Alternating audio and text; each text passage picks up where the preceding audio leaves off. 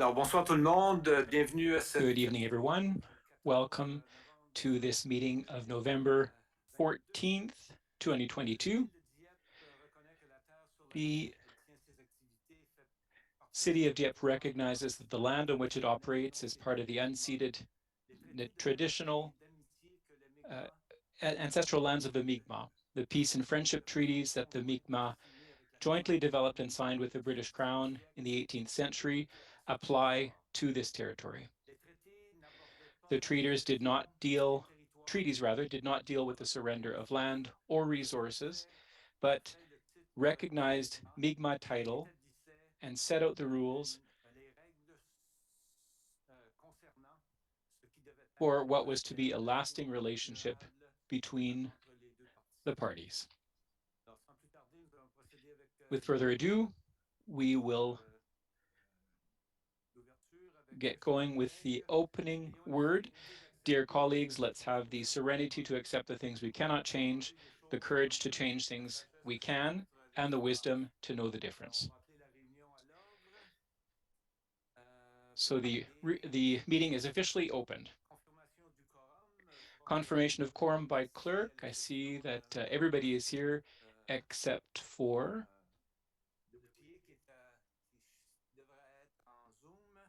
one counselor who will be participating on Zoom if she's not there already.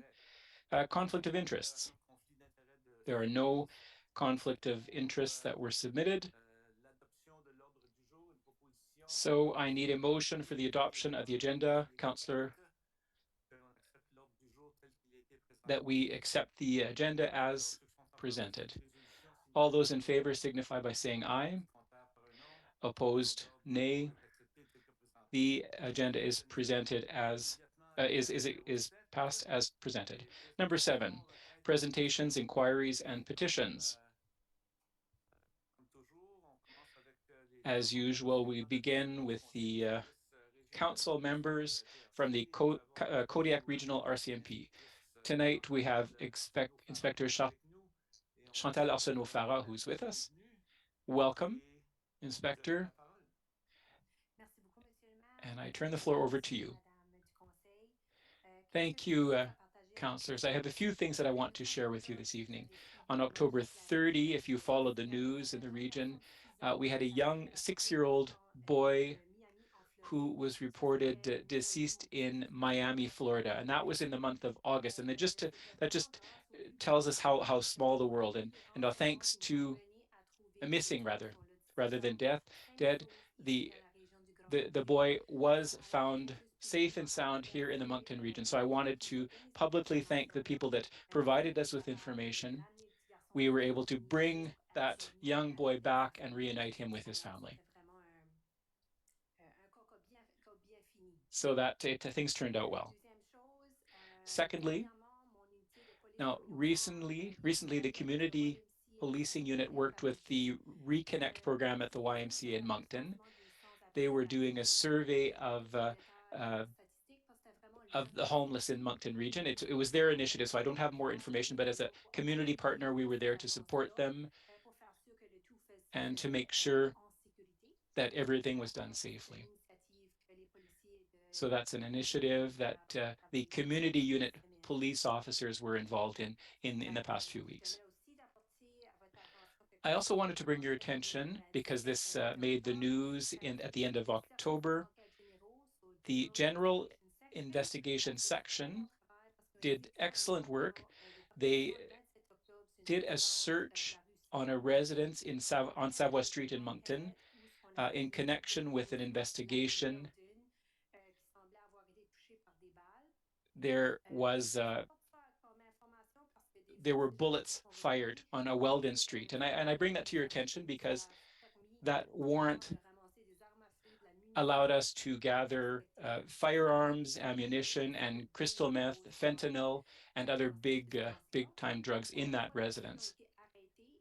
So there was an individual who was an individual, and one of the individuals arrested is facing charges. He is supposed to appear on December 6th. So excellent work that was done on the officers in that case. And Your Worship, if you allow me, I would just like to draw your attention to a communique that came out in November. I really want parents to to pay attention to that press release. There are a number of cases of cyber exploitation of youth in the province. So this group that works with the RCMP in New Brunswick is investigating a number of cases of cyber exploitation of young New Brunswickers. And what's happening is that the unit noticed, which is comprised of RCMP and St. John and Kennebecasis Police, they have noticed a significant increase in cyber exploitation of minors.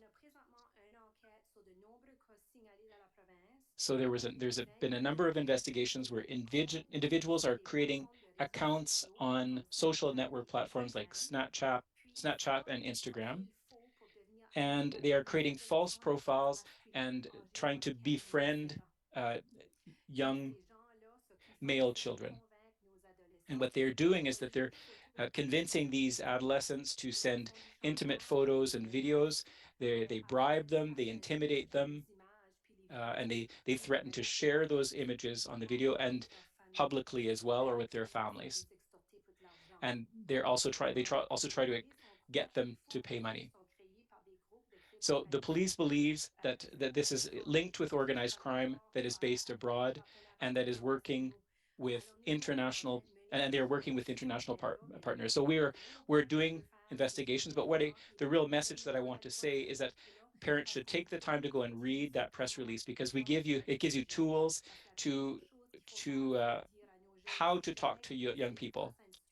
It's important that young people know that when they're faced with that situation, they need to block those those people and report the incidents immediately.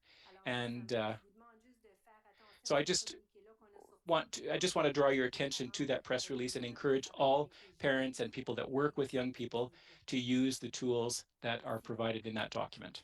Merci bien. Est-ce Thank qu'il y a you. des membres du conseil qui auraient des questions Are there any pour counselors who have Madame la questions directrice? for the inspector? Je ne vois pas. I don't see anybody. Vérifie ce que je dis. Je vois pas de lumière s'allumer pour qu'il y ait une qui s'allume, Madame Uh, Godbout. Counselor Godbout, just maybe a follow-up question for people and young and then parents of young people who are exploited.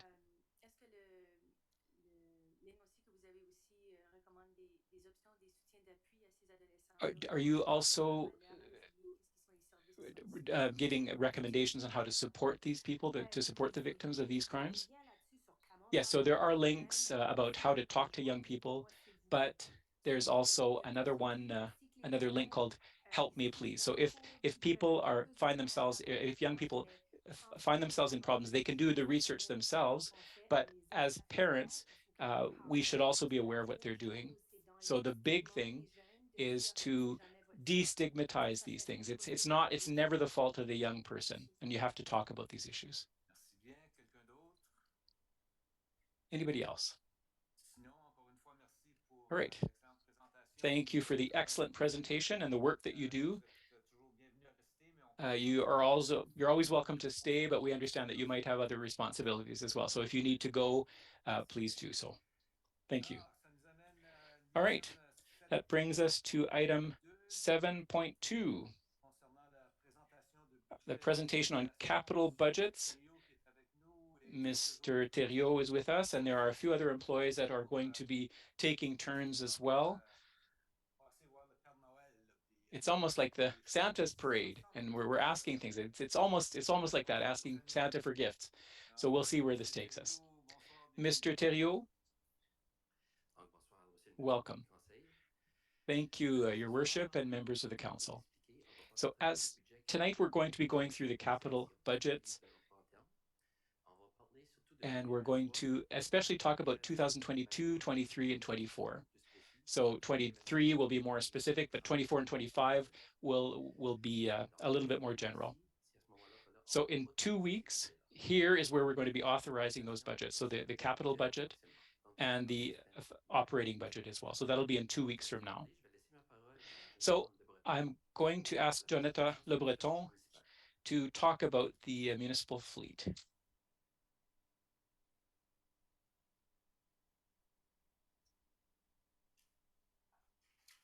Bienvenue au conseil. Bonjour. Bonjour, Monsieur le maire. Et Thank you, Your Worship. Thank you for the welcome. This is a bit new for me, but pour la flotte municipale, une petite now introduction. in terms of municipal fleet, so we have approximately 200 pieces of equipment, not including small machines. So we have, for a value of approximately $19 million. The fuel costs are 300,000 to 400,000 per year. The direct maintenance cost is approximately $400,000 per year in materials and repairs. Oui, ça, c'est une des charrues. And that's one of the pieces of equipment that we Pour le have. programme 2023, suite à une évaluation So annuelle, for 2023, based on annual evaluations, 14 pieces of equipment are going to be replaced. There's a tandem truck, a loader, two ride-on mowers, one trailer, and there's one trailer with a closed workshop as well, one van, a leisure van, one mail van, two 2,500 raised roof vans, two trucks, 4 doors, half-ton and 2x4, one truck, a one-ton truck, and a one all-terrain vehicle. La durée de vie des équipements, chaque équipement a une durée de vie Um, différente suite à son utilisation quotidienne. Now, life expectancy of the equipment. Each piece of equipment has a different life span as a result of its daily use. So heavy equipment is 15 to 20 years, fire equipment, 25 years, vehicles are 8 to 15 years old, and small equipment, 7 to 10 years. L'évaluation des équipements. L'évaluation des équipements est faite. How do we evaluate the equipment? Evaluations are done once a year by the mechanics, and the criteria are as follows. So age, type of use, reliability, and cost of maintenance and repair, as well as the condition of the equipment. Le programme 2023 et 2024. For 2023 and 2024, Public Works, Facility, and Fire. So the budget reserve is $1.6 million. The amounts that we expect to see over the next 2 years are revised annually. So for 2023, that amount is $1.308 million. 2024, it's $1,360,000. Avez-vous des questions ou des commentaires? Any questions or comments? Question, commentaire. Any questions or comments? Madame Godbout. Councillor Godbout. Given the question of availability of inventory, what's the plan, or is there a plan? Do we have alternatives? C'est sûr que pour l'instant, on a déjà For the time being, on vous a monté pour 2023, on a déjà des commandes de place. we have already placed orders for the truck, for example. Our vehicles are starting to get a little bit easy to obtain, but we still have vehicles from 2022 that we haven't received yet. But we never get rid of our older vehicles before we get new ones. And in the fleet, we can also share vehicles at certain times. But for the time being, yes, it's true. It's difficult to procure vehicles. So we're trying to get vehicles that we can use in more than one location at once. Is that everything? Any other questions? No further questions? Oh, you're lucky. You got lucky.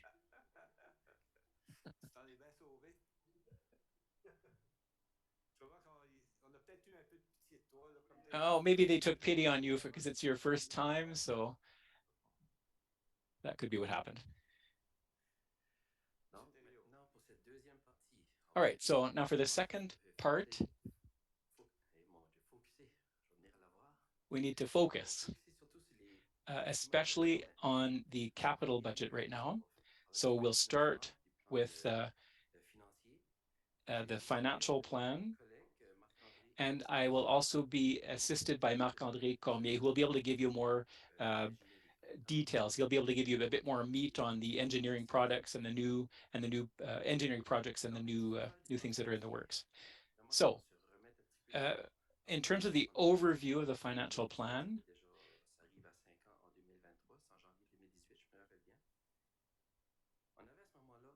so at the beginning we had set a target of 10% by 2027 in terms of debt to equity ratio, but we already reached that target in 2023.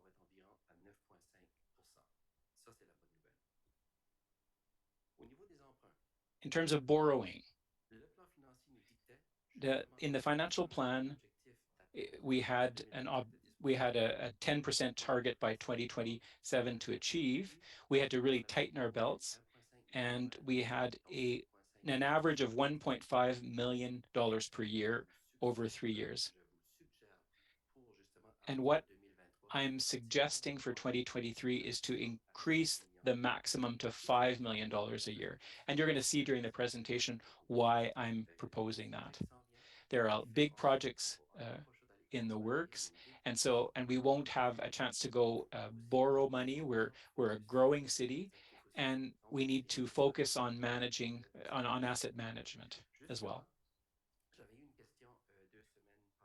Now, 2 weeks ago, I had a question, and I wasn't prepared to answer, but people had asked about what the debt levels were for Dieppe, and I prepared a slide on this.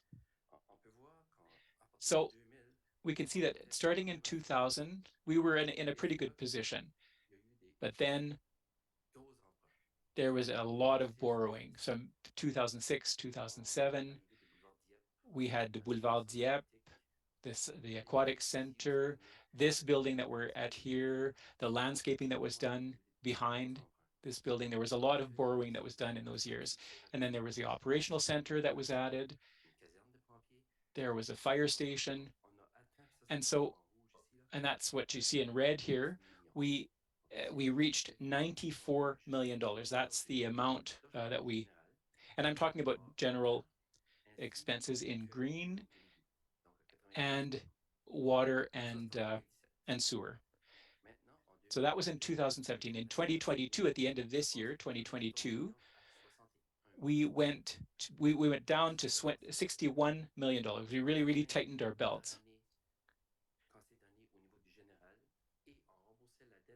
So we reimbursed the debt by $6 to $7 million a year.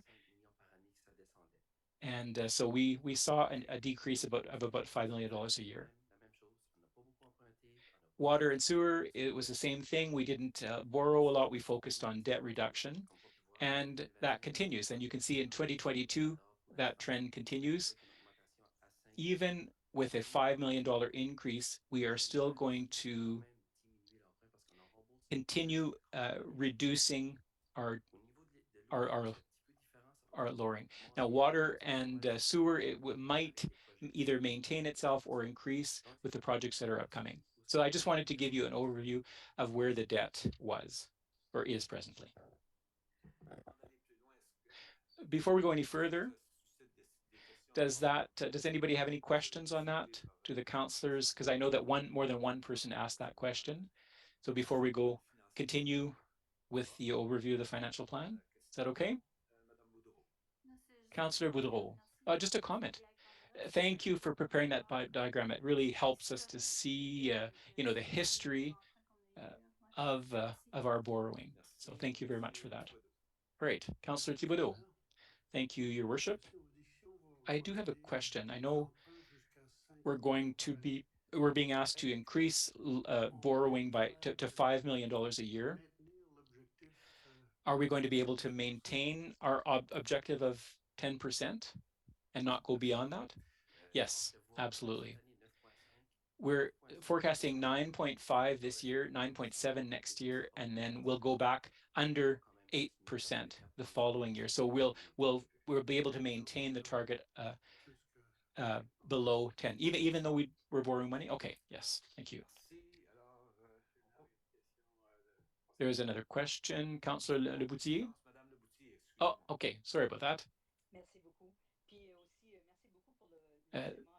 I would also like to thank the diagram. That helps me kind of put things in context. My question is this, and I could have asked this at the end of the presentation too, but I'll ask it now.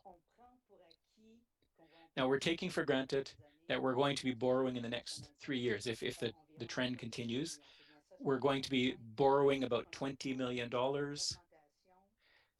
But you're saying that there won't be an increase in our level of indebtedness, but is that based on current interest rates? Because there's nothing that says that the current rates will not change. We are forecasting an interest rate. We made our calculations based on an interest rate of 5%. Thank you. All right, continue. Cependant, qu'est-ce qu'on va garder au niveau du plan financier et qui est important de garder, c'est au niveau du What's surplus budgétaire. important Qu'est-ce qu'on fait? to consider Première chose, première règle, c'est qu'on va renflouer when la we're réserve de so fonctionnement. in terms of budget surplus, we'll be replenishing the general operating reserve. That's the first thing. And with the money that remains, we will be putting money into the equipment replacement reserve, and we'll be looking at future projects as well. So that's in terms of what we'll be doing with the budget surplus. In terms of the operational capital and debt repayment, 25% of the budget goes towards those two items. And when the budget increases, as you noticed 2 weeks ago when I made my presentation, there's about $8 million, an $8 million in additional funds. So when we do have additional funds, that goes towards the operational capital and debt repayment. And since the debt is decreasing, that gives us more that we can devote to operational capital. So as I was saying earlier, our target is 10% of debt. And so in that 25%, 10% was for the debt, and then the rest. But now we have 10% for the debt and 15% for the operational budget. So our operational capital is increasing. So for the next 3 years now, from 2023 to 2025, we are forecasting around $88 million in total capital expenditures. And you'll see that in detail. We'll be providing the detail on those. This is just a summary of what we'll be talking about. So $54 million for infrastructure, transportation, 15 million water, sewer, culture, recreation, and community life, 8 million. Equipment program, the fleet, as that was mentioned earlier, $6 million. And purchase of land, $5 million. So that makes a total of $88 million. Now, how is that funded? How is that $88 million funded? Well, $33 million come from the operational capital, gas tax, $6 million, reserves, $3 million, contributions from the provincial, federal, and other governments, and other entities, $26 million, and then there is borrowing, $20 million, and that's what we're forecasting. So that gives us a total of $88 million. Now, for the rest of the presentation, you're going to see me, you're going to see Mr. Cormier, Marc-André, the Director of Engineering, and he will be talking about all the projects that'll be upcoming, and then I will end with talking about the funding for each year. So we're going to do a bit of tag team there. So, Mr. Cormier, the floor is yours.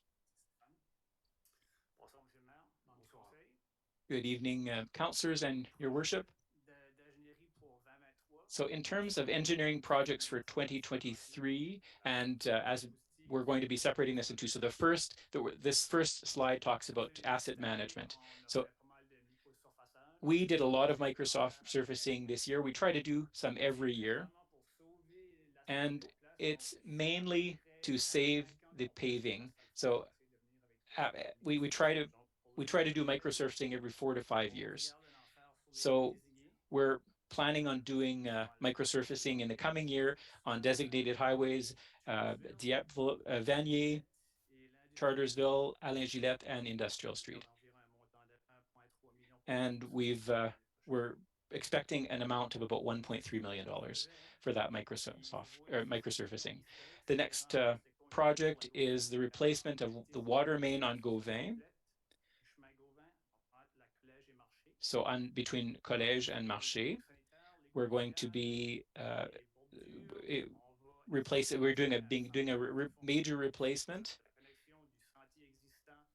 We'll be connecting the multi-purpose trail on Collège and the one that's currently on Marché.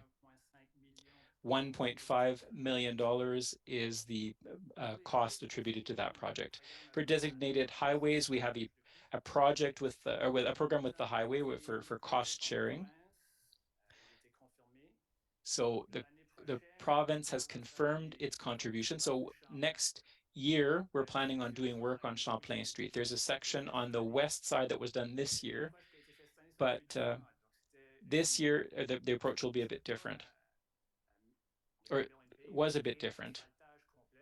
It wasn't a complete repaving. We just applied a thin layer, and after the winter, if it survives, then there's also work that we'll be also do on the east of Dieppe Boulevard. So there are a few scenarios that we're considering, but we're hoping to do about $2.4 million of resurfacing work on Champlain. Emmanuel Street, we're looking at doing a reconstruction. So for the time being, this is a street that has an asphalt border. So we would be looking to replace that road, changing the aqueduct and the sewer system.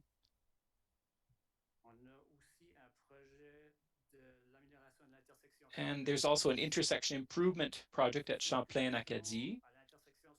The lights at that intersection are the oldest ones in the city, so we'd like to replace those.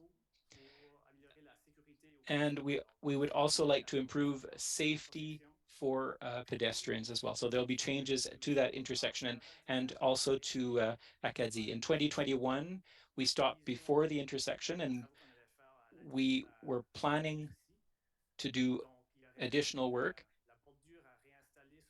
So we'll have to reinstall the border on the east side, on this side of Acadie. So that's the work that's planned for that location. And then we have Promenade du Parc in Rotary Park. The access is presently in chip seal, so we want to pave that. And we also be installing a multi-purpose trail at the entrance to the park. And we want to improve the drainage as well. So we're looking at $1 million for those activities. And then, as each year, we do paving various local streets. So next year, we're looking more at North Dieppe. Some of the roads need repaving, so we're looking at Alvé, Béliveau, Éric, and Peel. And some of those roads were damaged because of the construction work at École Mathieu Martin. So we want to go and repair those damaged sections. I don't know if you have any questions on those specific items, but take just for the, or rather just take for the public. Could you tell us what do you mean by asphalting? Well, every 3 years, we hire a company from Quebec. They have a bunch of lasers and they go through the city and they detect fissures in the pavement and other things that need to be repaired. And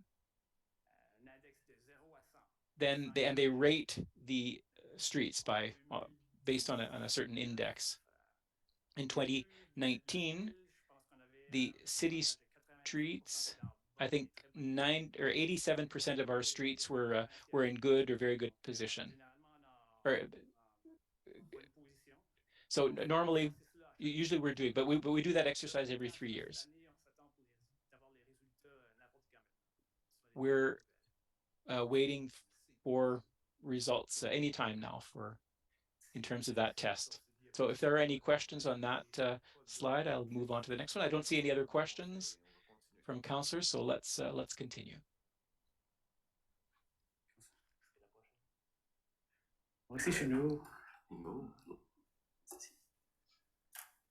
la flèche, ça fait du sens.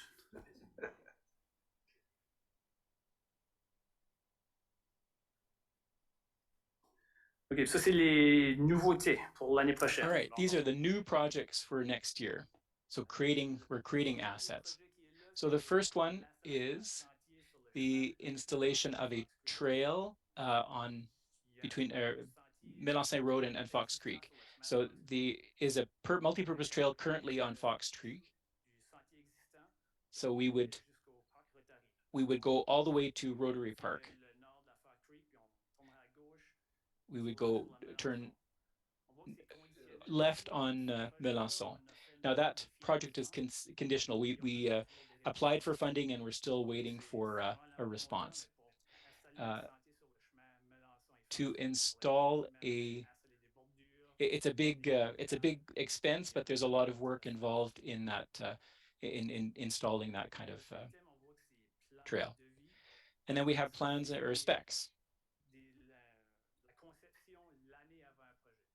So that's the design work that's 1 year before a project is carried out.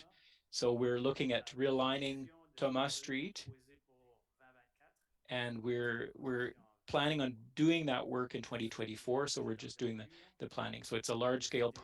There's also a large scale project, and then there's a purchase of land for the worth $3 million.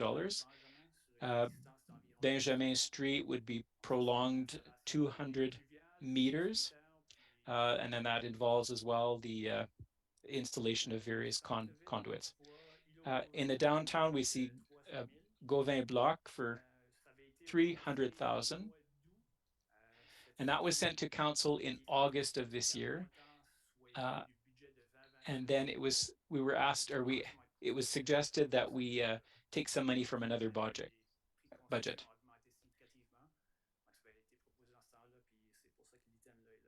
And so that's why we have that item here. Do you have any questions on this particular slide? Any questions from councillors? Councillor Boudreau. Thank you, Your Worship. My question is does not necessarily have to do with this particular slide, but I'm going to ask it anyways. On Acadie Street, in the marsh, there's the bike trail on one side, and then there's nothing on the other side. And I see more and more walkers there. Are there plans to put in a sidewalk on that side in the future?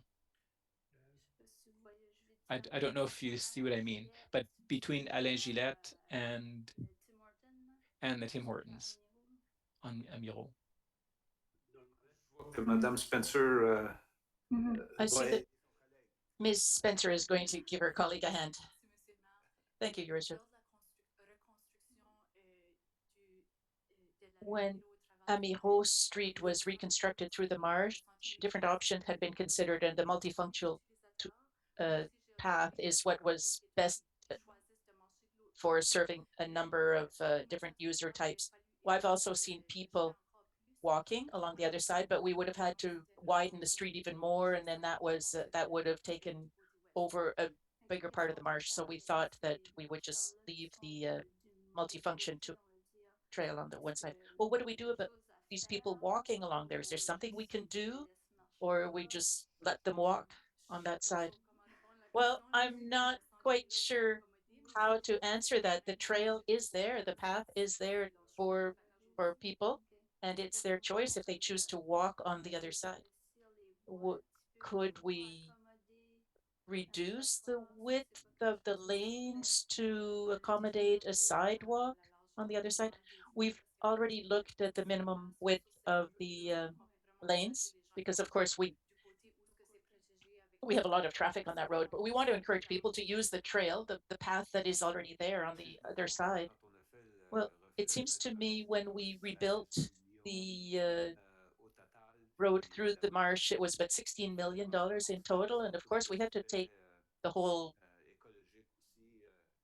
environment into a consideration as well through the marsh. And we didn't want to cause more damage to the environment than necessary. Thank you. Thank you, Ms. Spencer. I see no other questions. Let's move on. Yes, so we move on to the next slide. The different projects that I mentioned, you'll see on this slide here. You can see that they're spread out throughout the territory. In green, you'll see the microsurfacing projects. That's what we're going to see more of. In light blue is repaving of streets. And you can see one yellow spot, that's the intersection of Acadie and Champlain Streets. Reconstruction are in pink. And the multifunction trail along Fox Creek and Melanson is in a blue dotted line. I don't know if you have any questions on this map. No questions. No, I spoke too quickly. Councillor Brideau. Thank you, Your Worship. I just have a comment. It's not a question. I just wanted to mention that between Belleville, Alpes streets, where that we had to use when we were reconstructing the other streets, I'm happy to see that we're going to rebuild those because people were concerned during the summer because of all the trucks going through there. The road was quite degraded. So thank you for adding it here. I think people will appreciate having their street rebuilt and the fact that we're going to keep our promises. Thank you. And I'll give the floor back to my colleague, Stéphane. Thank you.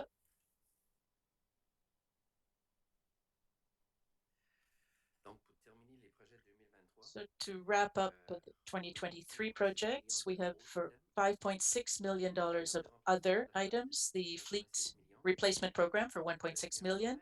There's a recreational master plan, and this will cover the next two plans. What we're proposing is a $1 million per year for the recreational master plan, the different items that are going to be included in that, and for active transportation as well. By active transportation, we're talking about the trail network. Now, for the recreational master plan, you'll see 1.5 million, not one. That's because the riverfront park that was supposed to be worked on this year wasn't. And so there's a $500,000 that we have in the reserve because of that. So we're going to put that into the recreational master plan to give a total of $1.5 million. So these two projects next year will be the pickleball court and the restrooms in the Dover Park. I'm going to be making a presentation with more details on this on November 21st. So in a week from now. Now, the active transportation program, as I mentioned earlier, we're going to put $1 million into that, or we hope to have a budget of $1 million. The list of what is included that will be given to you, but we're just developing it now to see which trails are going to be added, are going to be worked on, what exactly is going to be included in the active transportation. Now, for new equipment purchases, we have $1.5 million here. I added a generator. We're talking about the Uniplex. We want to insulate the flooring in order to be able to host different events on the ice purse surface. The sound system as well in the IGA section on the western side of the Uniplex. And then there's public transit. There we have 3 articulated tractors that we want to purchase, one for sidewalks, one for trails, in order to improve the service that's being offered. And that is all for the 2023 capital budget. Do you have any further questions? Questions from councillors? I think it's very clear. So how are we going to pay for all of this? How are we going to pay for the general capital budget? Well, we 9.1 million from operational budget. That's from the operating budget that will be put into the capital budget. We receive 1.9 million from the gas tax. We have 2.7 million in the reserves. Other contributions, for example, as we mentioned earlier, on Champlain Street, the government is going to fund a part of it because it's a designated highway. So that's 2.5 million. Borrowing 4.8 million, and the amount to confirm that was the transition project for a contribution of 2 million for a total of 23 million. Questions? Let's move on. Now we're going to talk about the water and sewer capital budget. It's much smaller. Most of the projects I'm going to mention to you, my colleague, Mr. Cormier, has already brought up. So it's just the water and sewer part of some of these capital projects that have already been presented. The equipment replacement program, that's just the water and sewage pipe. When we buy, for example, a truck that is also used for water and sewer, that's a part of the budget that is taken from this budget rather than the general capital budget. The replacement of the water mains that we mentioned earlier, $800,000. Water meters. Now, this is only under the water and sewers budget, but it's in two parts. In other words, in 2019, we received a report that indicated the different steps to take in order to install water meters throughout Dieppe. Now, the decision has not been made. It's going to be presented to you. You're going to be able to debate it, but it had to be done in two steps, in two phases. So in the first phase, we had to install water meters in the trailer parks. So that was done. Now, in the first phase, we also had to install water meters on the property line of certain non-residential properties, for example, some commercial properties. And that's what I'm talking here this evening. There's $500,000 that is being proposed in order to wrap up this first phase of the project. The second phase would be to install the water meters. But before we get to that, what we are proposing here, and that's the second part of the $700,000. The first part was the 500,000. The second part is 200,000. We're going to do a sampling. Before we install these water meters, we have to do a sampling to determine the water consumption, and then we can decide whether we continue working on it or we just stop. So this is what is going to be presented to you in 2023 or 2024 if we want to wait to have data on the water consumption for at least a year from the sampling project. Now, Benjamin Street, that's already been mentioned, 200,000, Emmanuel Street as well, 100,000, and the specs for these projects. Are there any questions? So that is the water and sewer capital budget proposed. Thank you, Councillor Brideau. Thank you, Your Worship. I'd like to come back to the water meters, residential water meters. A few years ago in Dieppe, I know there had been a project undertaken, and I'm talking a number of years ago, and water meters were installed in certain homes. Now, did we ever follow up on that, on the work that had been done then? And I couldn't tell you when it was. I know I've been in Dieppe for 37 years, and it was at the beginning. But I know that both of my neighbors, they had their water meters, and I always wondered, well, why do they have meters and we don't, and others don't? But it was just a pilot project, I think, at the time. Perhaps somebody could shed more light on that. Thank you, Councillor. Thank you for saying you've been here for 37 years, because I don't remember that project at all. I wasn't here then, but I can imagine that it probably determined that it wasn't viable because the water wasn't really quite as good as it was now. So now we have to do a sampling. We have to make sure we have proper data before we determine the next steps. And before we do something, we want to make sure that we do it properly. And if there are water meters, I'm sure it was a long time ago. Well, we're going to have to look it up in the archives, I think. Yes. Well, we went to see a house that had a water meter, and as a matter of fact, somebody explained to us that it was a project that had been a pilot project sometime before 2001, for sure. Well, yeah, we'll look into it. Thank you. Thank you. Any other questions? If not, oh, we're done. No.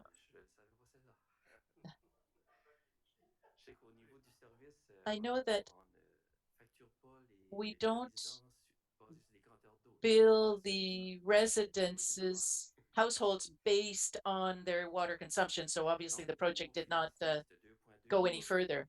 So in order to finance all of this, 1.3 million from operational capital, other contributions, 200,000 capital reserves, 300,000, borrowing 400,000 for a total of $2.2 million. Now let's look further into the future, 2024 and 2025, and I'll give the floor back to Mr. Cormier.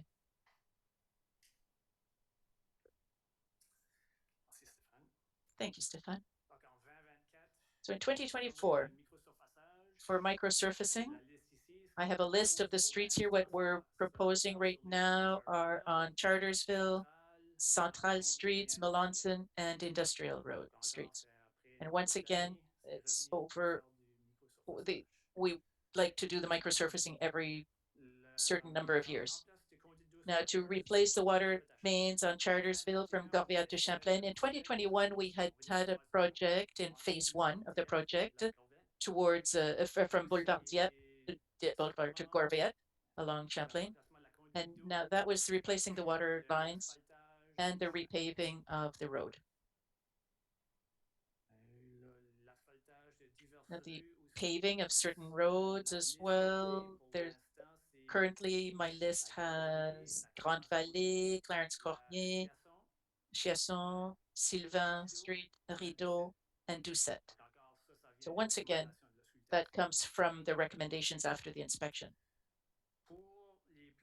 Now, in terms of the specs, once again, this is what we hope to work on in 2025. This would be the reconstruction of Sainte-Thérèse Street from Paul to Acadie. There would be complete reconstruction with the of multifunctional trail, the replacement of the water mains on Grand Pré, Notre Dame, and Thibodaux streets.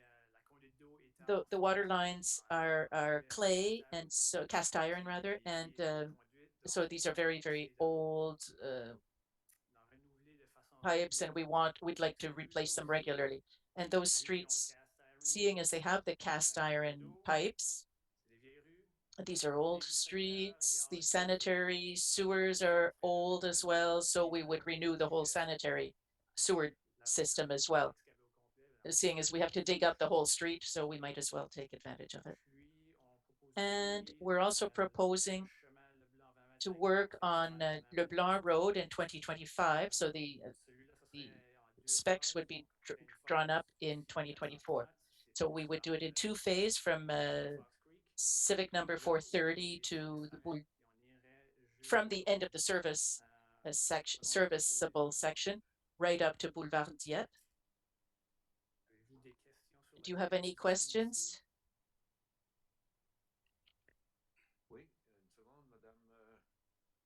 Yes, Councillor Boudreau.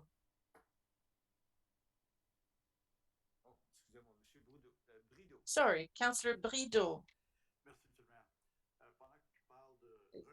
As you're talking of reconstruction of roads here, I have an official request on Gaspé Street, and I've been talking about this for a long time. Starting at Sainte-Thérèse right up to Du Collège Street, there's no sidewalk.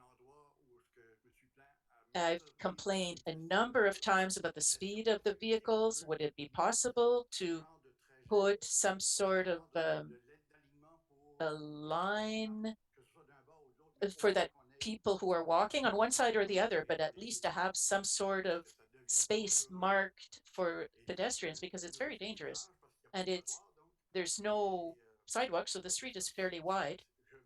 But I would repeat my request for 2023 if possible. Yes, we will assess that. Thank you. Thank you, Councillor Thibodeau. Thank you. Now, you're talking about the paving of different roads. Last spring, a resident of Chartersville Street told me that it was very noisy when trucks go by. There's a lot of bumps between Pascal Street and Dieppe Boulevard. And he was telling me that he had talked to somebody from the city who had told him that it was supposed to be done 2 years ago, well, last year now, 2021, and that had been delayed by 1 year. And I said, it's no longer in the budgets for this year, but that would be done next year. But I see that it's not here yet. Is it in the plans to do that section of Chartersville? Well, in that part of Chartersville, it's not here, but it's a little further on in the budget. We need to redo the sanitary sewer in a section, and we'll need to go dig Chartersville at that time in order to widen it then. That would be part of the recommendations a number of years ago, but I think it's down for 5 or 6 years from now. But I could also look at the inspection that'll be done this year and to see what's how Chartersville Road is holding up. Thank you. I could follow up with you if you like. Yeah, please. Merci. Quelqu'un d'autre?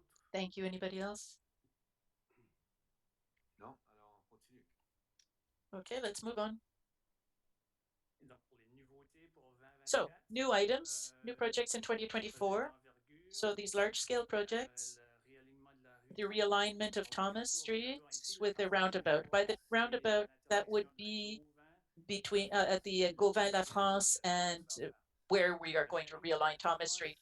The realignment currently would be to realign Industrial and La France streets. It would be, if you're on 15, if you take 15, you can take the exit and go directly to Centrale Street from there. That's a recommendation that had come in the past. It was, the recommendation came back up in the Destination 2040 document as well.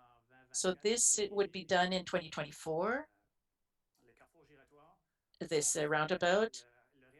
We would repave Gauvin Street as well, and Thomas right up to Pascal within this project.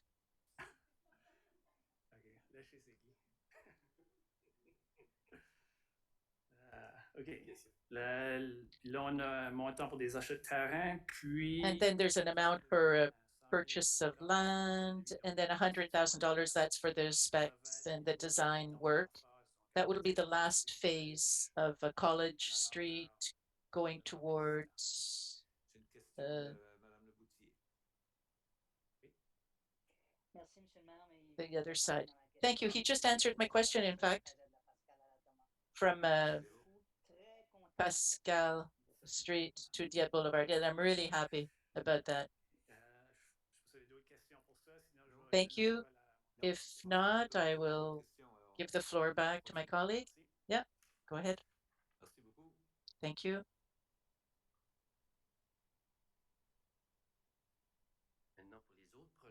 Now, for the rest of the projects, they're not engineering, and it'll be a little bit of a repetition. What I mentioned for 2023 will come back in 2024 and 2025 in some cases. So the fleet replacement program, 2.2 million. The two other programs in the recreational master plan, 1 million each for the two years of 2024 and 2025, as well as the purchase of new equipment. Here, this is for the active transportation plan for $300,000.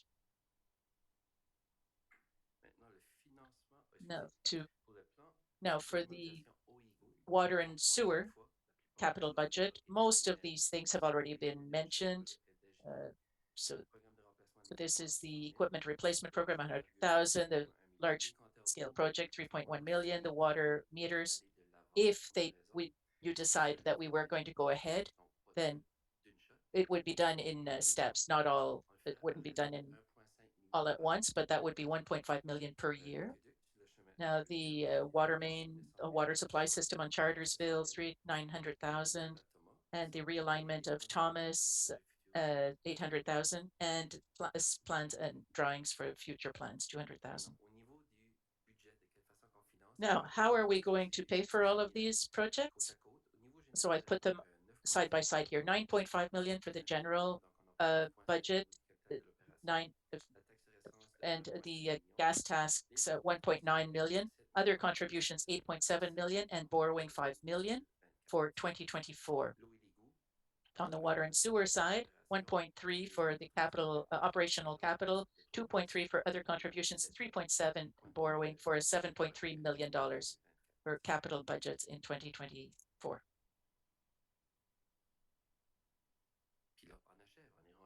And we're reaching the last year of our forecast here. Oh my goodness, we see our lives going by here. It's already 2025. Well, I'll go even faster. How's that? So 2025, the micro surfacing program. Currently, the streets that we have here are Pascal Streets, Melanson, Fox Creek, Gauvin, Acadie, Kennedy, Régis, Paul Street, and Chartersville. Just sections of each of these roads. Now, once again, to replace some water lines, Grand Pré, Notre-Dame, and Thibodeau Streets. Leblanc Road here. And you've seen that there was no amount for the designated highways in 2024, but it was a 3-year plan and there was no amount put aside for 2024. But here we're coming back to 2025. We're going to submit something once again, and we're hoping to get funding from the province as well. But we're expecting to do Champlain Street in 2025. There's also Cop Street and Cop. There are cement curbs currently, so we put whether they're asphalt curbs, we'd put cement curbs and redo the paving. We would rebuild Sainte Therese streets from Paul to Acadie Street, and we would do the design part of this project from Acadie to Notre-Dame Street, and that would be the extension of the multifunctional trail as well.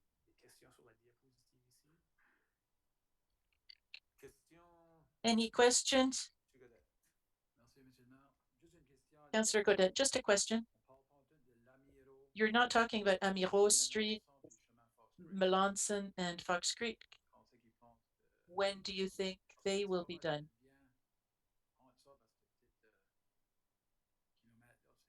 I mean, there are parts of that and that I'm just wondering when it will be done. Well, Amiro Street, we came up with a 5-year plan during the summer for these designated highways, and so now the provincial plan has changed somewhat, but and you don't see it here, but I think it's planned for 2026 or 27, perhaps. Are we going to get a report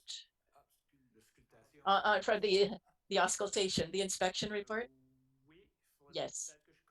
Perhaps I'll have to confirm that they've already done the provincial roads this year. If not, I think that the province does their own auscultation of these designated highways. Perhaps you'll have to ask the province.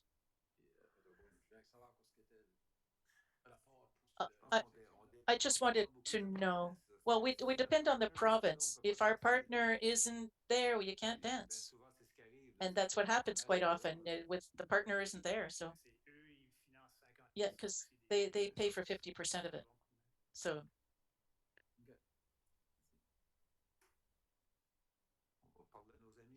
we're going to have to talk to our friends if we still have them. And we have a recommendation on the designated highways every year. And when we submit the 5-year plan, if the province doesn't put in the necessary funding to meet our needs, well, like the rest of the municipalities, you know, it's the reality. It's everybody's reality. Our partner isn't always there for the next dance. And yeah, and we know the number of cars that go on these roads. Thank you. Councillor Brudeau, thank you, Your Worship. When you talk about the reconstruction of Sainte Therese Street, you're talking about water and sewer before you rebuild the street? Yes, on Sainte Therese, yes, it's the whole water supply system, the aqueduct. Yeah, because these are old roads. Well, right now we're replacing with PVC pipes. We put a minimum of 8-inch pipe, and it's the one there is cast iron. It's only 6 inches, so it's time to replace it. Thank you. Thank you. Is there another one? No, there's one more. My last slide here. Now this is the new projects 2025. So the large scale project, purchase of land downtown, the Gauvin block, as I mentioned earlier, the last phase, and specifications for projects for 2026. Great.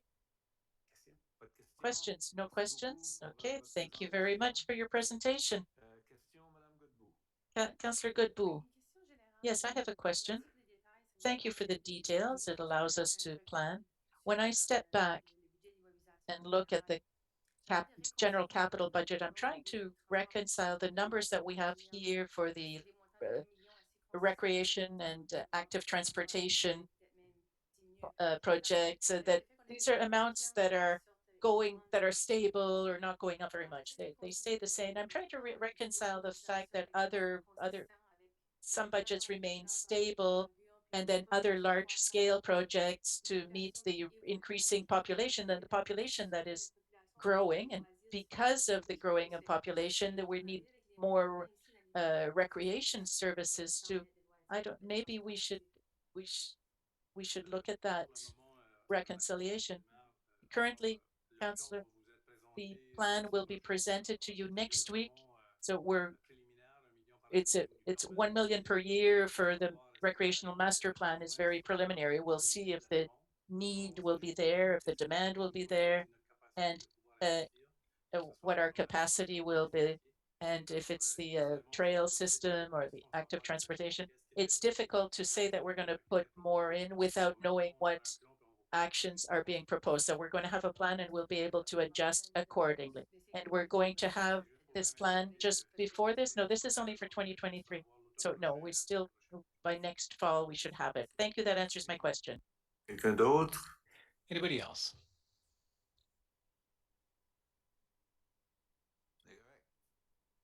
All right, that's fine.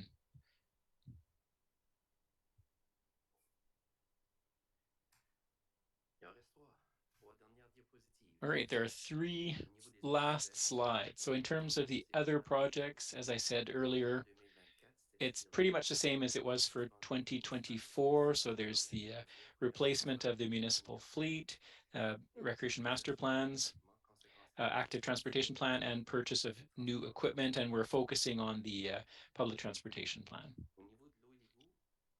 In terms of water and sewer, again, for the most part, these projects have already been named, and we're continuing with the residential water meters.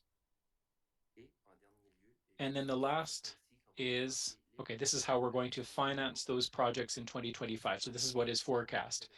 So $24 million is made up of $10.8 million from operational capital, gas tax.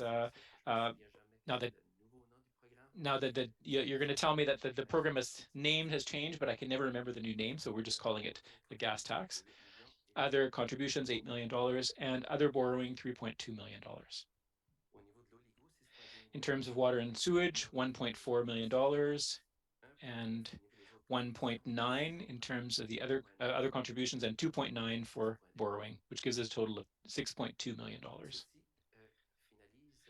So that is the end of my presentation for 2023 to 2025. Are there any further questions? Because we already asked quite a number of questions at each stage. I want to thank staff for the work that they did and then for your due diligence. Thank you for providing us with all these figures. And I'm happy that there are not many members of the public here because, as you can see, this is not an easy job, and we're not just doing it for the pleasure of doing it, but we do this work so that we're spending public funds in the most effective way possible. So what I meant to say was I'm happy that there are members of the public here. So we continuously try to improve the services that we provide, and if we compare ourselves with others, the city of Dieppe is doing well when we compare ourselves to other communities.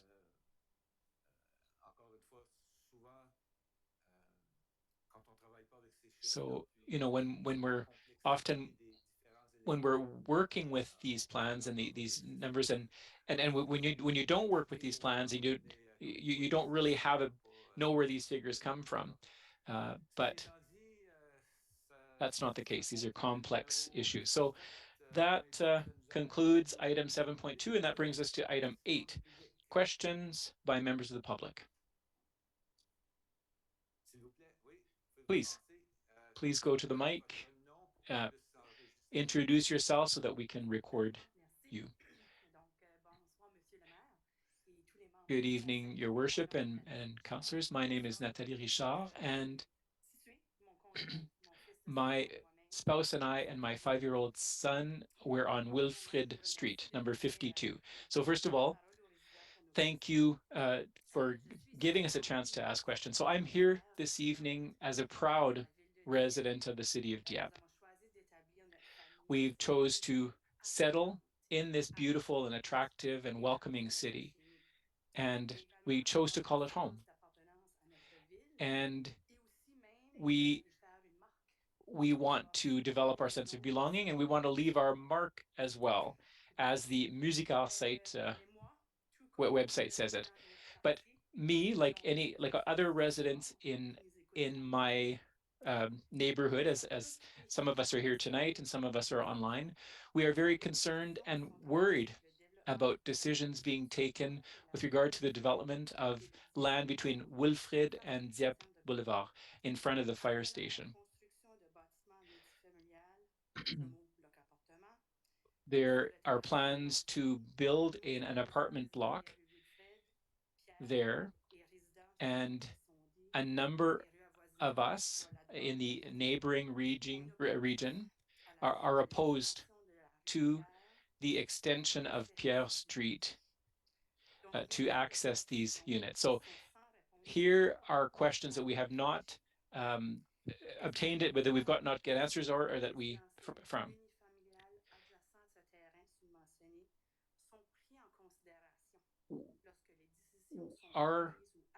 When decisions are made and plans are proposed,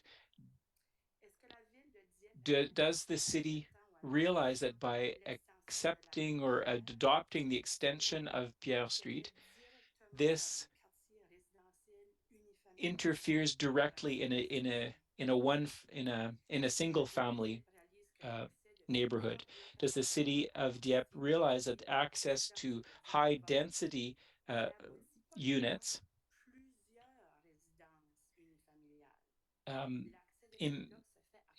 that access is done through Dieppe Boulevard,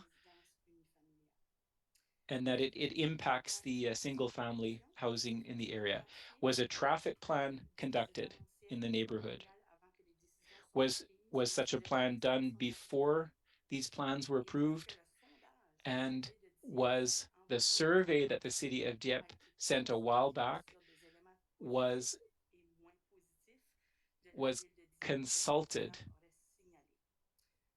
and were positive and negative comments on those in that survey taken into account? So we are opposed that Pierre Street serve as an access to these units because it would mean an increase in traffic in a single family residential neighborhood, where the vast majority of residents are families with young children, are future.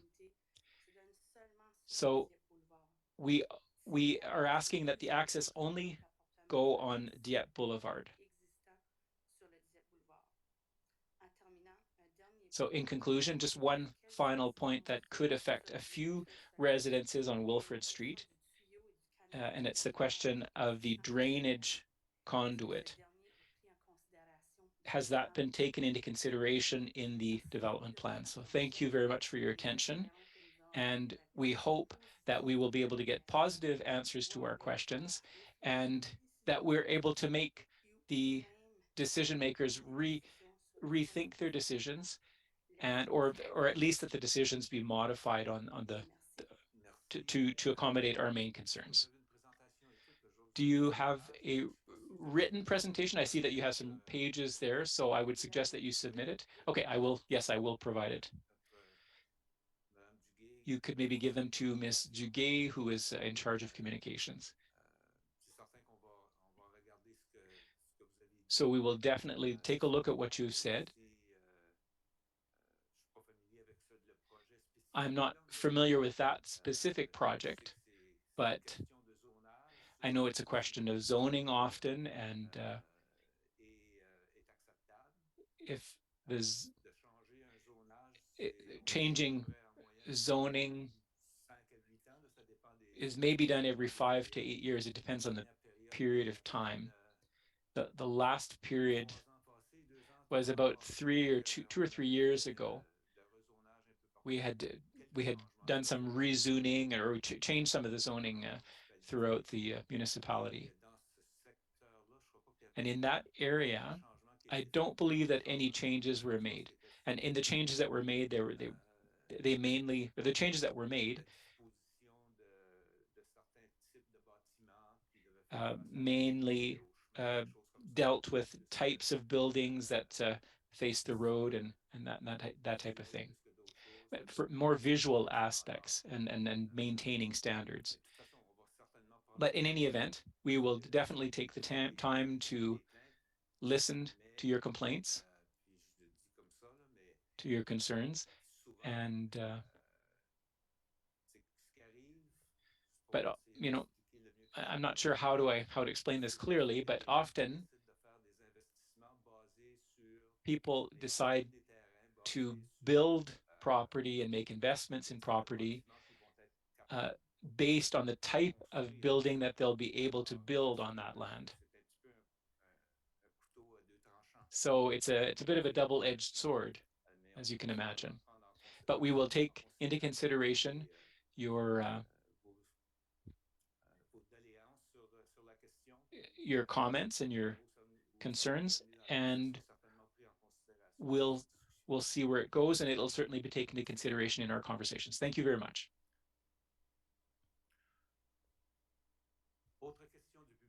Are there any other questions from the public?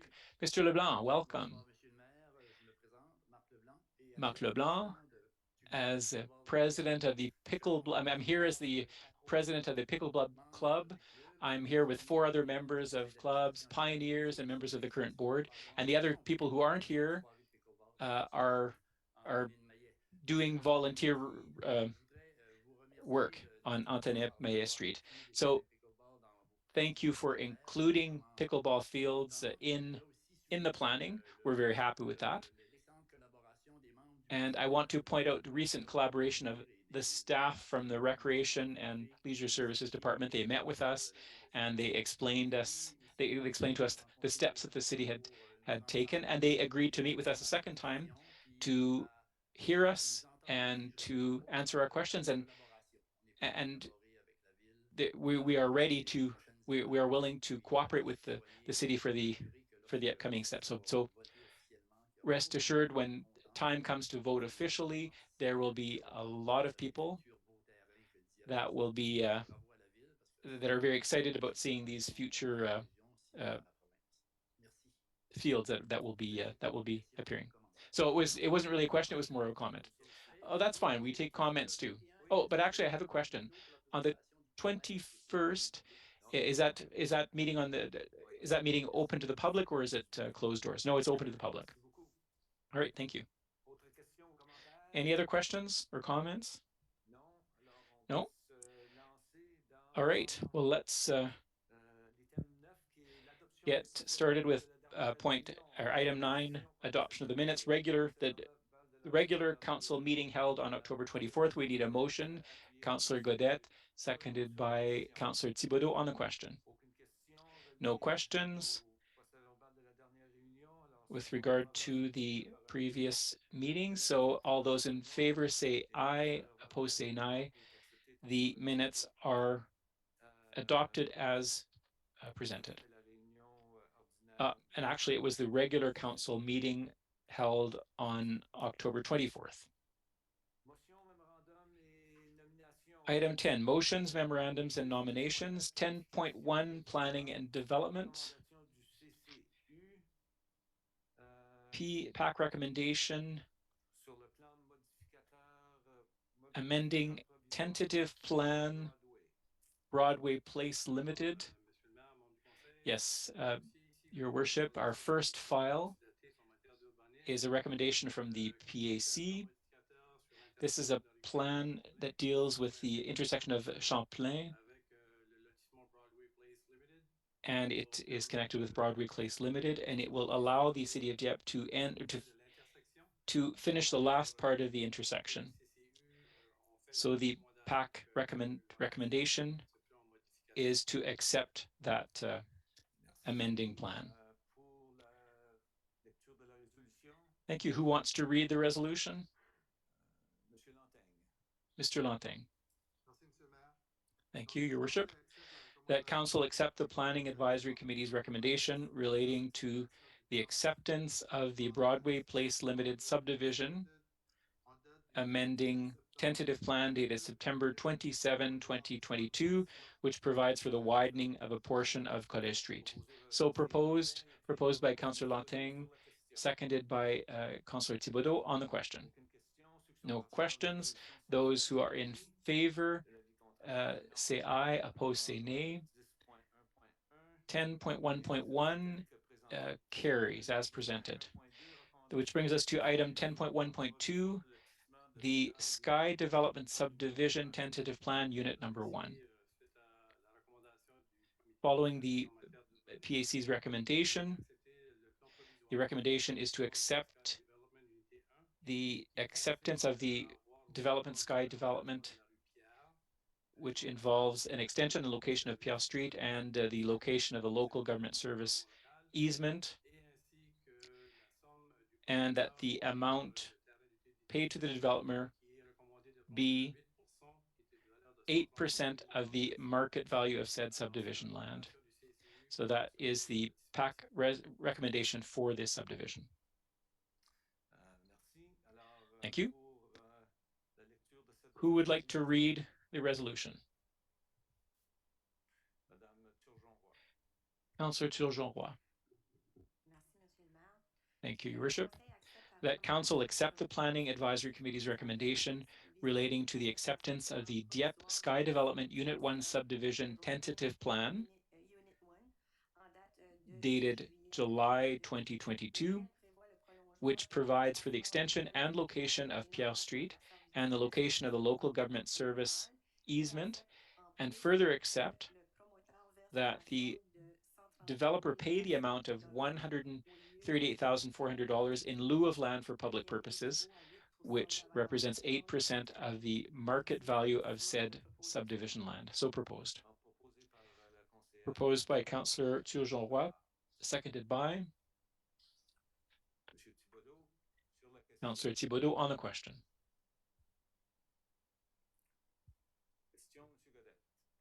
Councillor Godette. Thank you, Your Worship. I just have a question for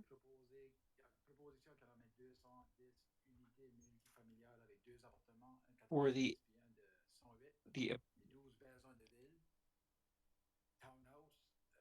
townhouses. In the documentation, we don't know, it doesn't show where the apartments will be located. Do you have concerns? I want to know if it's going to be facing Dieppe Boulevard. So there was no description provided. Thank you, Your Worship. Thank you for the question. So at this point in the process, in the subdivision process, when we're talking about the creation of a public street and the acceptance of public land, the forecast uses are not necessarily associated with the subdivision process. But when we do the analysis, we say that that kind of use is permitted, but we're not issuing a development plan for future projects. What we're doing here is we're creating the public street and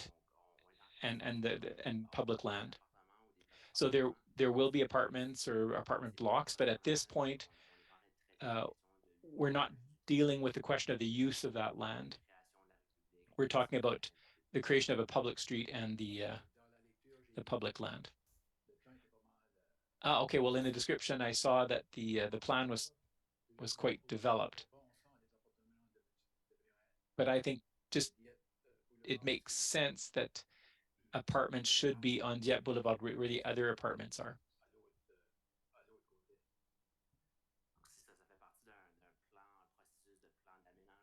Okay, well that'll be part of the development plan, and so when it comes time to issue a permit, then we'll look at that. But right now we're just talking about the public street and the government service easement, and we'll see the details eventually. No, if the bylaw presents or permits the zonage, then we'll be able to issue a construction permit for that project. But here we're talking about a subdivision right now. We're just dividing the land. We're creating a street, and we're talking about accepting a money in lieu. We're not talking about forecast use because that use is already permitted through the zoning. So, Mr. Worship, if I could just add to what Mr. Girard said, with the use of a public street, that will allow us to finalize the building plan and how to incorporate them into the plan. So we have to do this step before final building plans are put in place. So now, if the council agrees to this resolution, then we'll be able to finalize the building plan if it's 80 units or whatever. This step is complementary to that, but it has to be done before getting to that other part. Okay, so, but if it's accepted tonight, then we have no control over what goes on that land? Well, the zoning permits it, the overall development plan of Dieppe, the density development or densification plan allows it. So we'll have to take a look at what happens on the residential side as was referred to by a member of the public this evening. But these are tools that we're working with, and we can't impose more. But those are the tools that municipality and the city are working with. So for now, it's what we're looking at is the location of the street and the amount in lieu. And we're also dealing with the easement. Well, I just think we need a plan. When we have a big piece of land that's developed, that developers already have an idea, must already have an idea what they're going to put there. Well, we'll get that information at a later point. Thank you. Councillor Godbout. Thank you. I'm going to try to approach that question, but in a different way.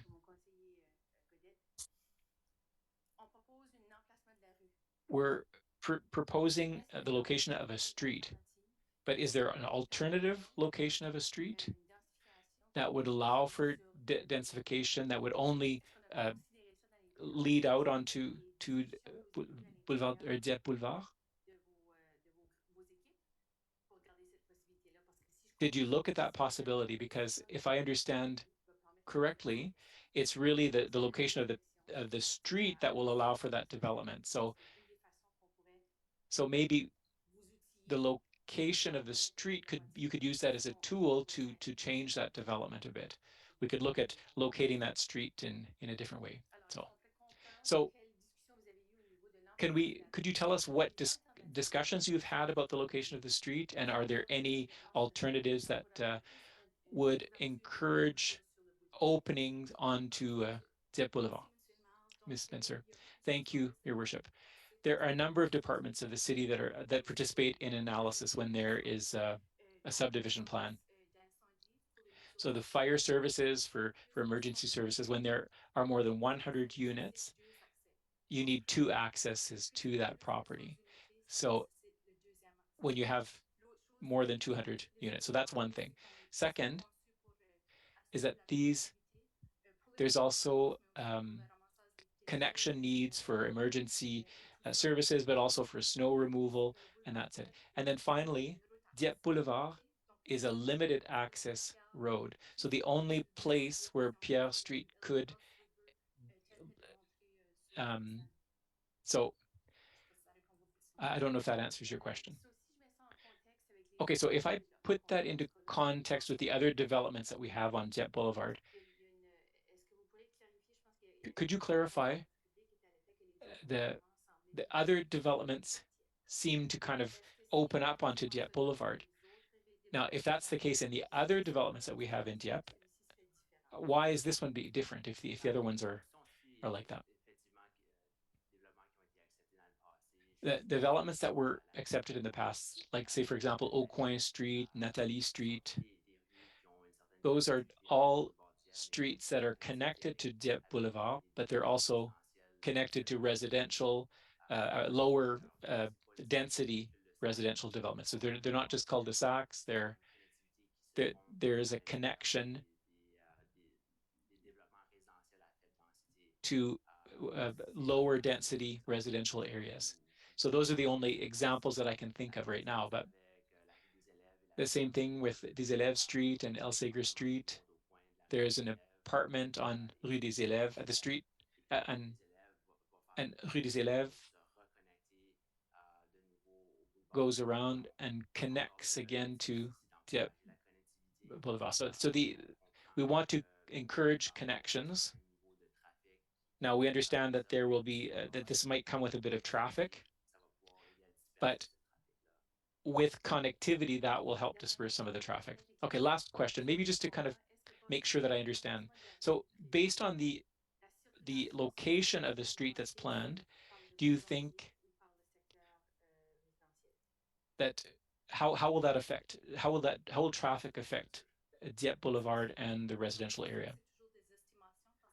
Well, we always work with estimations when we're talking about traffic, but since Boulevard or Dieppe Boulevard is our impression that most people will decide to use Dieppe Boulevard, or Dieppe Boulevard rather. Merci. Right. Thank you. Monsieur Brideau. Councillor Brideau.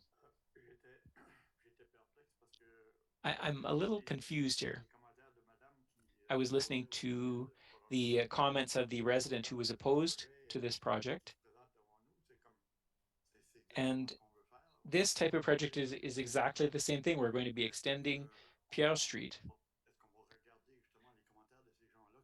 Could we maybe not look at the comments of the people who just spoke out against this development? I'm a little concerned when we're looking at this project. Well, at this point, staff, as Ms. Spencer said, this is a team effort. There were a number of analyses were already conducted, and at this point, city staff they all support the resolution. So.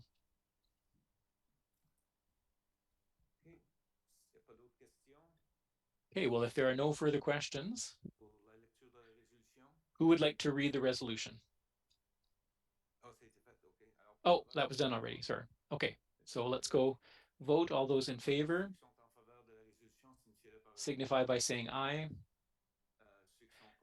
Opposed, nay. Those who say nay, could you raise your hands? Councillor Vedette and Brideau. All right, the motion carries with a majority vote. That brings us to 10.1.3. A PAC recommendation amending tentative plan, the Airview subdivision. All right, here as the PAC committee is this is dealing with the location of the local government service easement and the 8% value of the 8% of the market value which is $2,400.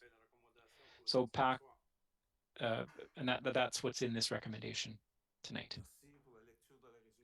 All right, who would like to read the resolution? Councillor Brideau. Thank you. That council accept the Planning Advisory Committee's recommendation relating to the acceptance of the Airview subdivision, amending tentative plan dated July 19th, 2022, which provides for the location of the local government service easement, and further accept that the developer pay the amount of $2,400 in lieu of land for public purposes, which represents 8% of the market value of said subdivision land. So proposed. Proposed by Councillor Brideau, seconded by Councillor Thibodeau on the question. No questions. All those in favor signify by saying aye. Opposed, say nay. The motion carries as presented. arrêtés municipaux et l'arrêté Z10-2021-5 modifiant l'arrêté de zonage pour lecture dans son intégralité. Who would like to read this bylaw number Z-10 to amend the City of Dieppe zoning bylaw? Who would like to read it in its entirety? Who has a voice this evening? Councillor Lantin. He was itching to do so. Yes, in its entirety. Thank you. Thank you, Your Worship. Bylaw number Z-10, 2021-5, a bylaw to amend the City of Dieppe zoning bylaw. This Council of the City of Dieppe, under the authority vested in it by the Community Planning Act, SNB 2017, Chapter 19, enacts as follows.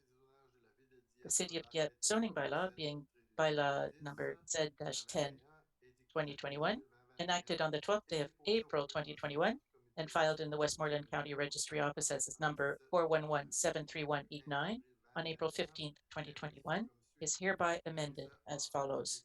Schedule A, entitled City of Dieppe Zoning Map, whenever it is mentioned in the text of the zoning bylaw, is amended by the map hereto attached as Schedule A-5. And this was the first reading in its entirety. Thank you. Moved by Councillor Lantin, seconded by Councillor Godet. On the question? No questions. All those in favor will signify. Opposed? Bylaw Z that 2021 is carried in its entirety, and we will have third reading by title now. Councillor Lantin, thank you. By bylaw number Z-10, 2021-5, a bylaw to amend the City of Dieppe zoning bylaw. And I so move in third reading by title. Thank you. Moved by Councillor Lantin, seconded by Councillor Godet. On the question? No questions. All those in favor of the motion will signify by saying aye. Opposed, nay. Carried as presented. 11.2, zoning bylaw C1 2022-1 relating to traffic and parking in the City of Dieppe. First and second readings by title only. Councillor Thibodeau. Thank you, Your Worship. Bylaw C-1 2022-1, a bylaw relating to traffic and parking in the City of Dieppe. And I so move in first reading by title only. Thank you. Moved by Councillor Thibodeau, seconded by Councillor Brideau. On the question? No questions. All those in favor will signify. Opposed? Carried as presented. For second reading by title only, Councillor Thibodeau. Thank you, Your Worship. Bylaw C-1 2022-1, a bylaw relating to traffic and parking in the City of Dieppe, and I so move in second reading by title only.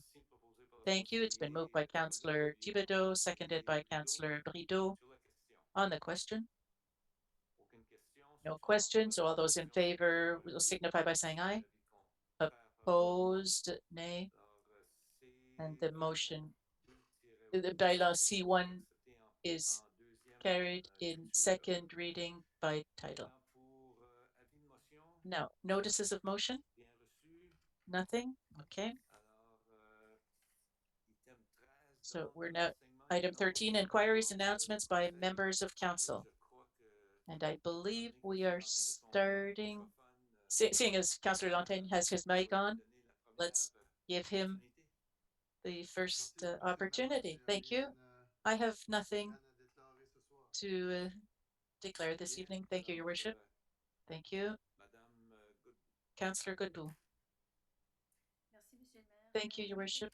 Well, I had a few questions that I wanted to ask. First of all, I'd like to come back on the new residents program for January 1st, 2023. Are we working on a plan to welcome them? And when will we be able to discuss it? Will it be presented to council for discussion? Or do you need us to participate? What can we do to help? Those were my questions. Annie? Well, we're preparing a pamphlet, an information sheet that will explain what's going on, and we are going to share it with new residents that are arriving in January. We're going to share the information that we have at hand in terms of different processes, taxation.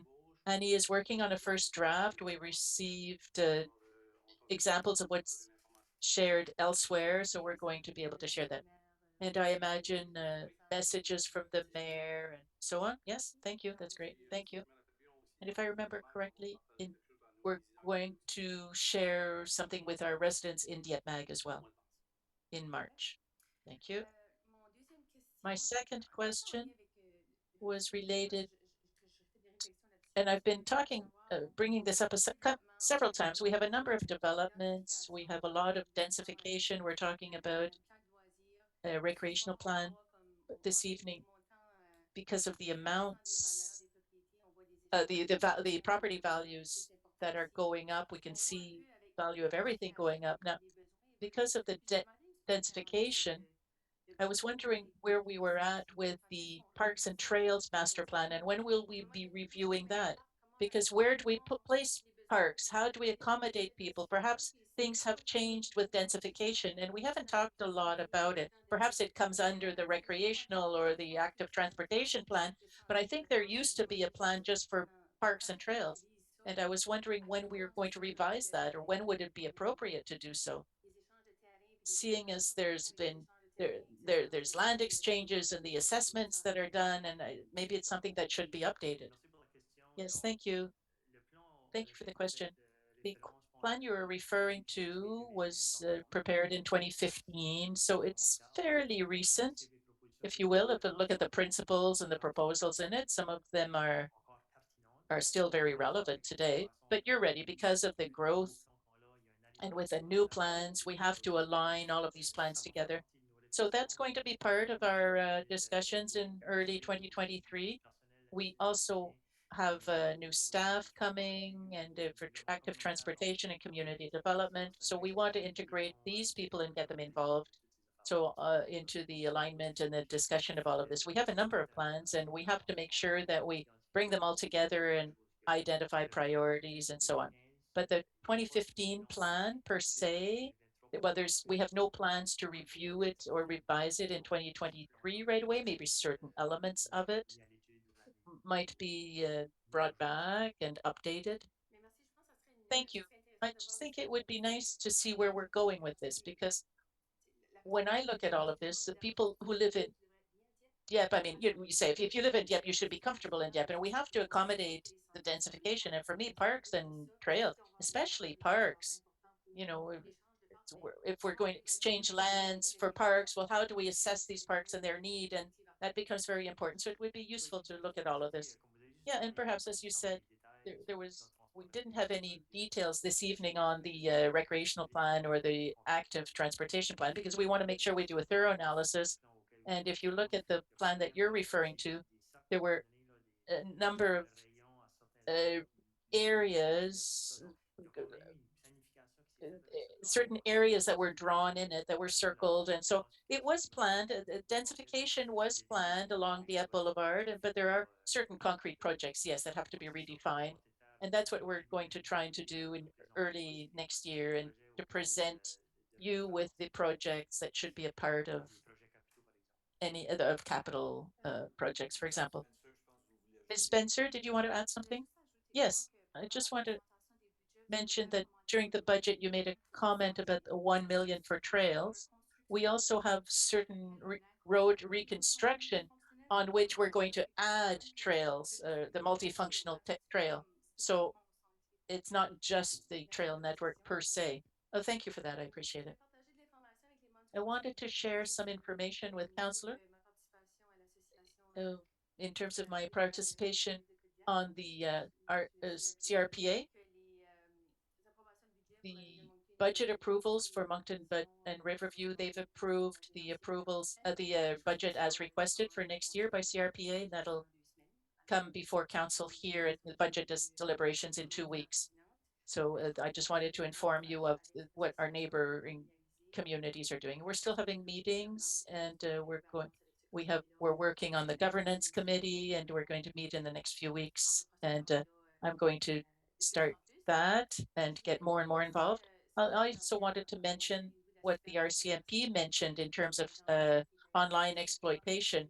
This is something that is outside of our community, but is felt within our community. And yes, it has appeared here in the last few weeks. So I encourage people to have discussions with their young children. It's, I have a child of the age that's being targeted here, so I had a discussion with my child, and I think it's important to do so. And I'd like to thank the RCMP for having brought it up to our attention.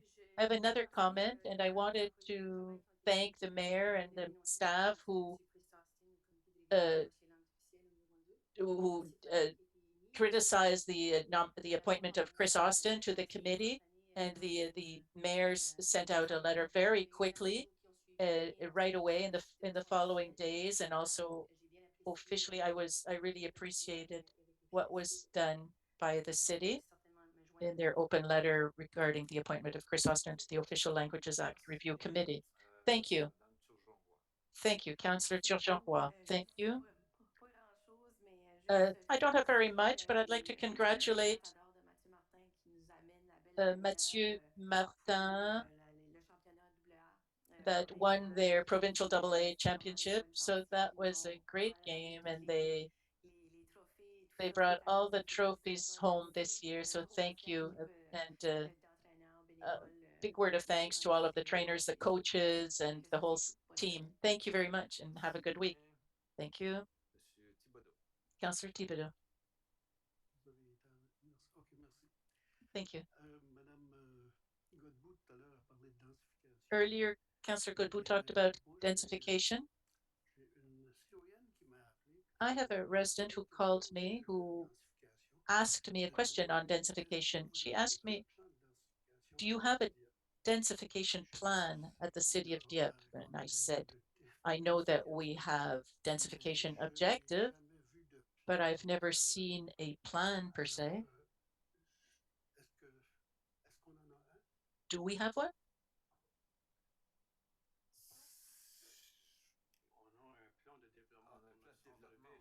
We have a development plan, and we have a plan that aims at densifying along our major arteries like Dieppe Boulevard. That's part of the overall vision of the development of our territory. Now, in I we're really targeting those zones along the major arteries where we want to densify. Well, I was wondering because um, of the sidewalks in certain residential areas, we we should have sidewalks on almost all streets, but there are a number of streets that do not have sidewalks. So people have to walk in the street. They don't have a choice but to walk in the street. So that's why I was wondering, because if we do have a plan, a densification plan, then we need to identify that type of item. Well, perhaps somebody else could give a more intelligent answer than me, but we do have some roads that have been identified as needing a sidewalk or a trail, a bike path, and also some residential areas where there are no sidewalks. So it depends on the amount of money you want to invest and what you want to do in terms of development of the territory. So there are costs involved, and there are connecting roads and designated highways. They're the main roads. They have sidewalks, but there is less traffic on the residential roads quite often. So we ask people to respect the speed limit in those streets. Perhaps Angèle or Marc-André could add something. Ms. Spencer? Thank you. But that's a good point, and it's something that we need to consider. we don't have sidewalks on all of our local streets. But if the conditions change drastically, yes, we would reconsider. Of course, thank you for bringing up that point. Thank you, Your Worship. And I think it is essential to have it because as the density goes up and as we want people to walk more or use their bikes more, or even because of the increase in public transit use that we're all hoping for, we better put the horse before the cart rather than get caught with the cart in front and the horse behind. So if we want to offer a service to the community, we have to think of the front and not the back. And so, yes, that's an excellent comment. And thank you for having shared that point with all of us. Councillor Thibodeau. No, sorry. Councillor Brideau. Yes, I'm Thibodeau number 2. Your Worship, I agree with you 100%. And in my neighborhood, there might be older roads, but no sidewalks today. But 10 or 15, 20 years later, there's there are a lot more pedestrians in our area. The streets have become thoroughfares because of the colleges and streets, and it becomes a question of safety of all. So yes, we can recommend people to respect the speed limit, but in everyday life, that's not what is happening. And Your Worship, I'm going to change tax here, but I'd like to raise my hat to the cafe. Last Saturday night, they presented a special evening that they called The World uh, is Alive. And that was the first time that I was able to participate in that kind of activity. I'd like to thank the community college as well. They helped in the organization of the Le Monde en Fête evening. And we talked about it. Well, we talked about immigration and people who have newly arrived in the neighborhood. I was able to see for myself that it's very true. And it was quite something to see the cooperation that existed, the great mood and the great attitude everybody had with accompanied by their families. It was really special. And I just wanted to mention that this evening because it was a lovely activity and I hope that we could do it again, something of the type. Thank you. Yes, it's an annual event and it changes the format as we evolve. And I think we're headed in the right direction. Councillor Boudreau. Thank you, Worship. And like Councillor Bidreau, I was also at the festival and it was a wonderful evening. And there were 700 visitors to the event with 20 nationalities represented. It's a real success for this first festival, and I'm really eager to participate in the next one. It was a great evening. We stayed late in the evening. We danced, and on that, have a great week, everyone. Thank you, Councillor Le Boutier. Yes, thank you, Your Worship. See, as we were talking about the budget last week, no, on November 1st, rather, we received a presentation on, well, we received a 3-year history on our tax rates and how it's gone up, or on the taxes have gone up. And if we go from 2021 to 23, it was said that an average residence worth $300,000 is now worth 480, I think, $1,000. I think it had gone up in 3 years. And for me, that's something that really hits me because I would, especially that now we have a seniors advisory committee. And in my opinion, I think some 7 or 8 years ago or more, there was a working group set up in order to address seniors issues and to protect seniors from the rise in taxes, property taxes. So I would like to propose to see if it was possible to do this once again to help our seniors in these times, given inflation with the costs that are going up absolutely everywhere. So this is what I wanted to bring up tonight. And thank you, Your Worship, and the city for all of the communication. And I believe you'll be tomorrow, you'll go to Fredericton tomorrow to talk about the appointment of Chris Austin. So thank you for do that, and thank you for being one of the municipalities that are opposed to this appointment. Thank you.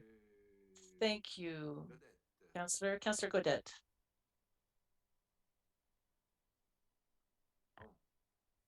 Merci, Monsieur le maire. Je suis trop allumé. Moi, j'ai pas grand-chose, juste une chose que I don't have very much. I'd just like to mention that I've received some calls about Acadie Street, where they removed the barricades. It's going to be dangerous at the beginning of the year. So I go there every year. Councillor Spencer. Well, unfortunately, the project is not going to go ahead this winter. The contractor said that he's going to be on the site next year because they have to add fill where the barricades were in order to return the lanes to their original state and to move the cement blocks and the fence. And we also asked them to make sure there was a pedestrian access. It'll be a gravel one, unfortunately, but at least there will be a pedestrian access. By the end of next week, that should be done. Thank you. That's all for me. Thank you. Thank you. Thank you. And as you mentioned, it's the Santa Claus parade on November 26th. On Saturday? No, what are we? No, the month isn't going by very quickly. No, on November 26th. So that's in 2 weekends from now, right? Right. As you can tell, it's been a while since I've been to a Santa Claus parade. So it'll be from 6 p.m. to 8 p.m. From 6 to 8 p.m. And people can be picked up at 8 p.m. No, I think the Santa Claus parade had been canceled for the last 2 years because of the pandemic. So yes, so the roads will be closed around 5 p.m. in and around Champlain and Paul Streets. So please take note and follow the announcements that'll come out. Now, to come back to the CCNB evening, it was a lovely evening that I was at as well. And my talent as a dancer was really not were not present, so I had to leave a little earlier. But what really struck me, the most interesting part, was during the daytime when the youth were there with their young kids, with their families. And it was really nice to see the involvement of the community college. And I'm convinced that this event will just grow. The work was done along with the people at the cafe. I'd like to congratulate them. They really exceeded all expectations with this event. And as a city, we promote our the people who arrive here, but I don't think we do enough. I think we have to do more. We have to be more present in their lives, like we are for all of the residents of our municipality. They are the future of our community, as they are the future of our country. Everybody is aware of that. We know the federal government objectives. We are very engaged here with the recent arrival of Francophone Immigration Office here. We want to be the leaders in Atlantic Canada on that front, and even further if we can do so. But we have to act We have to act. We have to act. And just looking around the room here this evening, we're pretty white. I've said it more than once. We're pretty white, except for that beard in front of me. And most of us are pretty white. And I think this is something that we really have to look at ourselves in the mirror. Because out of everybody here, we all have a role to play in that. So on that, have a good evening, everyone.